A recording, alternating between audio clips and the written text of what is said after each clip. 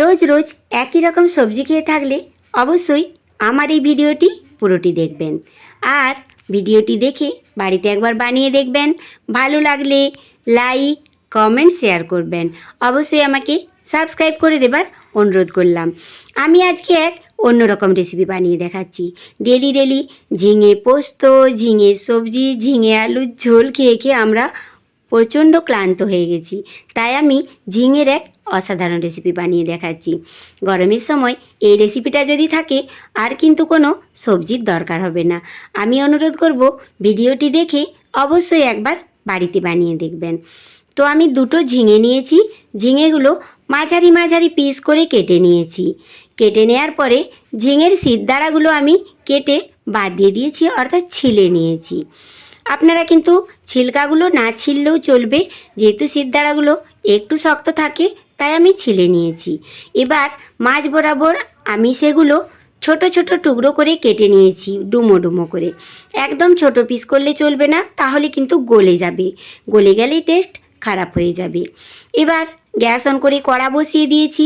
তাতে দিয়েছি 2 চামচ সরষের তেল। আমি কিন্তু সরষের তেলেই বানিয়ে দেখাবো এই রেসিপিটা। এবার ওই তেলে দিয়েছি 7 থেকে 8টা রসুনের কলি। তাতেই দিয়েছি 2টো শুকনো লঙ্কা। ঝালের পরিমাণটা কিন্তু আপনারা এদিক ওদিক করে নিতে পারেন, যেহেতু গরমের সময় ওই জন্য আমি ঝালটা কম দিয়েছি। আপনারা কিন্তু 3 থেকে 4টা 5টা দিতে পারেন, অসুবিধে কিছু নেই। এবার লঙ্কা ভাজা হয়ে গেলে তাতে আমি দিয়ে দেব কেটে রাখা ঝিঙে। এবার বলি, নুন কিন্তু এখন দেয়া চলবে না।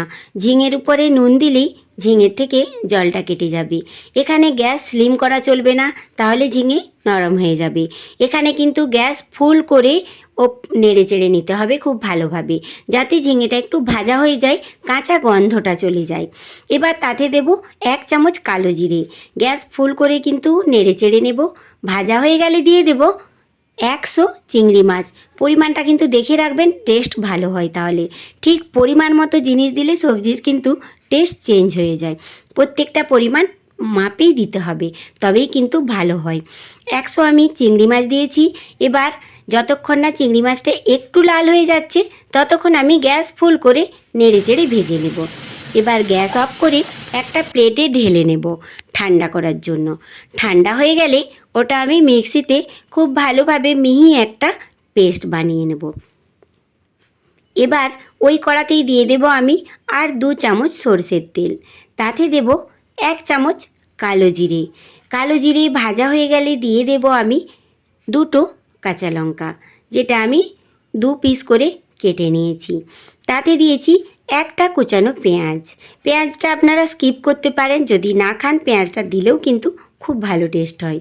পেঁয়াজটা ভাজা হয়ে গেলে দিয়ে দেব পেস্ট করে রাখা ঝিঙে আর চিংড়ির পেস্ট। এবার যেহেতু আমি নুন দিইনি, স্বাদ অনুসারে এখন নুনটা দিয়ে দেব। তারপর গ্যাস ফুল করে নেড়ে চেড়ে শুকনো শুকনো করে ভেজে নেব। যেহেতু ঝিঙের থেকে সামান্য একটু জল বেরোবে পিসের সময় যখন পেস্ট করব, তো এবার শুকনো শুকনো করে ভেজে নেব। ভাজা হয়ে গেলে একটা প্লেটে আমি তুলে দেব।